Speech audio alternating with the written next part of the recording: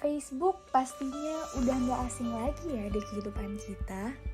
Mungkin masa kecil kalian juga udah biasa diisi dengan kegiatan update status, like, komen, chatting, dan hal lainnya yang berbau sosial media.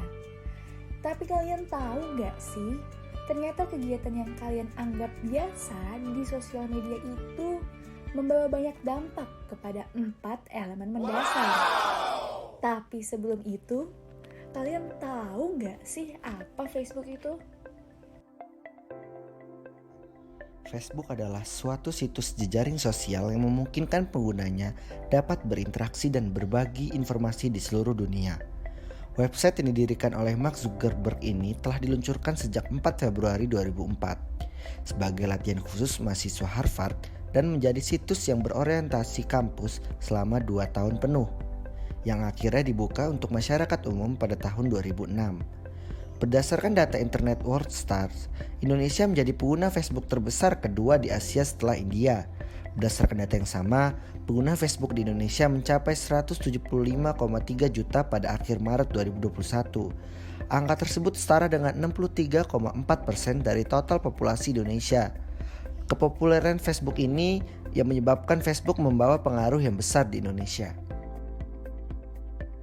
Hampir sama seperti sosial media lainnya, Facebook menawarkan sejumlah kemudahan untuk berinteraksi dengan banyak orang, memperluas pergaulan, mengefisiensi jarak dan waktu, mudah mengekspresikan diri, penyebaran informasi yang berlangsung cepat, dan biaya yang lebih murah. Hal ini mungkin dinilai baik, akan tetapi ada dampak negatif yang muncul akibat kemudahan tersebut. Masyarakat menjadi kurang berinteraksi secara langsung karena ada anggapan bahwa hal tersebut menguras tenaga. Sedangkan dengan Facebook, kita dapat berinteraksi dengan teman tanpa harus bertemu secara langsung. Akibatnya, banyak dari para pengguna Facebook menjadi individual, kurang berempati, kurang bersosialisasi, dan masih banyak lagi. Di balik itu semua, perkembangan Facebook juga membuat kejahatan dunia maya semakin berkembang. Di antaranya penipuan, pemerkosaan, kejahatan seksual, penculikan, dan sebagainya. Berdasarkan hasil survei APJII tahun 2016, didapat bahwa 62% perilaku pengguna internet di Indonesia adalah online shop dan 54% konten media sosial Facebook. Facebook dengan pertumbuhan yang luar biasa dan teknologi yang unik mampu menciptakan inisiatif e-commerce baru dan model-model bisnis yang inovatif. 89% pelaku usaha setuju bahwa mereka telah menggunakan aplikasi-aplikasi Facebook untuk berkembang dan memperluas usaha mereka. Kontribusi sektor pariwisata Indonesia terhadap produk domestik regional bruto atau biasa disingkat PDRB Indonesia mencapai 17 dolar miliar dan menciptakan 1,9 juta pekerjaan pada 2016. Sektor ini diproyeksikan akan terus tumbuh 5,6% per tahun hingga 2027. Digitalisasi dan media sosial memberikan kesempatan bagi UMKM di sektor ini untuk merealisasikan potensi tersebut. Hal tersebut terjadi karena memanfaatkan e-commerce yang memiliki fitur-fitur seperti yang pertama, media pemasaran gratis pada Facebook seperti Facebook Page, Facebook Group, Facebook Question, dan Facebook Connect. Yang kedua, iklan sosial Facebook. Tujuannya agar pemasar dapat menembus pasar yang lebih besar yang memungkinkan pemasar dapat terhubung dengan lebih dari 500 juta konsumen potensial. Yang ketiga, sponsor stories pada Facebook. Sebuah alat dari Facebook yang memungkinkan pengiklan untuk membayar sponsor atau orang yang membuat komentar tentang bisnis, tempat, atau produk pada Facebook. Pada era modernisasi, teknologi informasi yang berkembang pesat menjadikan sosial media sebagai salah satu media kampanye yang efektif karena dapat menjangkau khalayak yang lebih luas dan menggunakan biaya yang jauh lebih murah. Menurut tim data Facebook, Ada sekitar 200 juta perbincangan seputar pemilu presiden di jejaring sosial yang mencakup posting, like, dan komentar.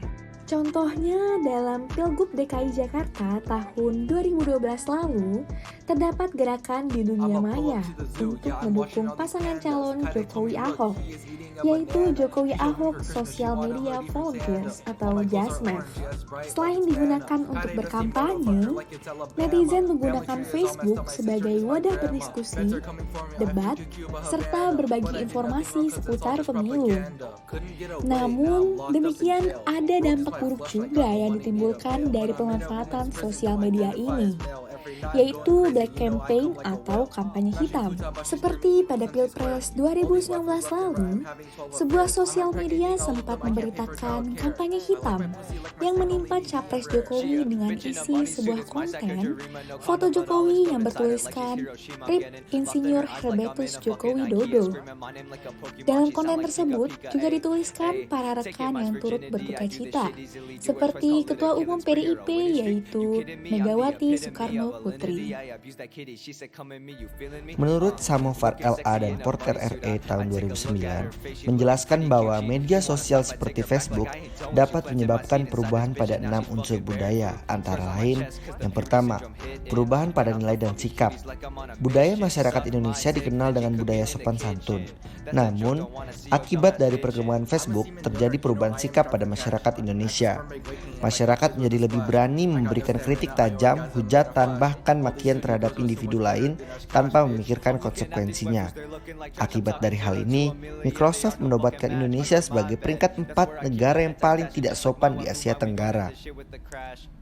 Yang kedua, pandangan dunia. Perubahan cara memandang dunia yang awalnya memiliki cara pandang tradisional menjadi cara pandang lebih modern dan juga dapat menyebabkan terjadinya gegar budaya. Contohnya, gaya berpacaran remaja di luar negeri yang cenderung bebas tersebar di media sosial seperti Facebook, yang kemudian mulai diterapkan oleh remaja-remaja Indonesia tanpa memperdulikan bahwa budaya mereka sangat bertentangan dengan budaya yang ada di Indonesia. Nah, itu tadi semua pengaruh Facebook pada kehidupan kita yang mungkin sebenarnya kita nggak sadar tentang dampak dari perbuatan kita di dunia maya. Untuk itu, yuk mulai sekarang kita harus lebih bijak dan lebih memperhatikan lagi nih tindakan kita di sosial media. Jangan sampai apa yang kita perbuat itu dapat merugikan orang lain, negara, atau malah diri kita sendiri. Oke, segitu dulu video dari kelompok 4. Maaf kalau ada salah kata. Terima kasih dan see you!